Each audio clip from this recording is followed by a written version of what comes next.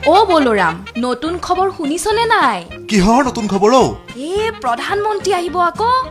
হেৰো মিছা কথাবোৰ কবলৈ নাহিবি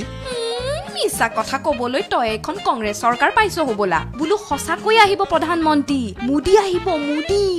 মোদী ৱাহ আগৰ চৰকাৰবোৰত দেখোন প্ৰধানমন্ত্ৰী চাহটোকে দেখিবলৈ নাপাইছিলো সেই অসমৰ উন্নয়নো দেখা নাছিলি এতিয়া দেখিছ নহয় অসমৰ উন্নয়ন ৰাস্তা শিক্ষা স্বাস্থ্য খিলঞ্জীয়াৰ সুৰক্ষা পইচা নিদিয়াকৈ চাকৰি আৰু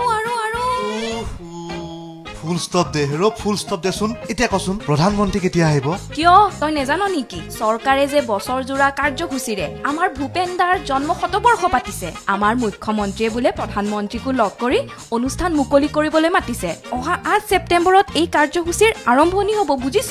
বৰ ভাল হ'ব ভূপেন হাজৰিকাৰ দৰে গোটেই পৃথিৱীয়ে জনা শিল্পীগৰাকীক এইখন চৰকাৰেহে প্ৰকৃত সন্মান দিছে আকৌ তেওঁক ভাৰত ৰত্নও বিজেপি চৰকাৰেহে দিছিল ডিব্ৰুগড় বিমানবন্দৰো এতিয়া ভূপেন হাজৰিকা বিমানবন্দৰ হ'ল জাননে নাই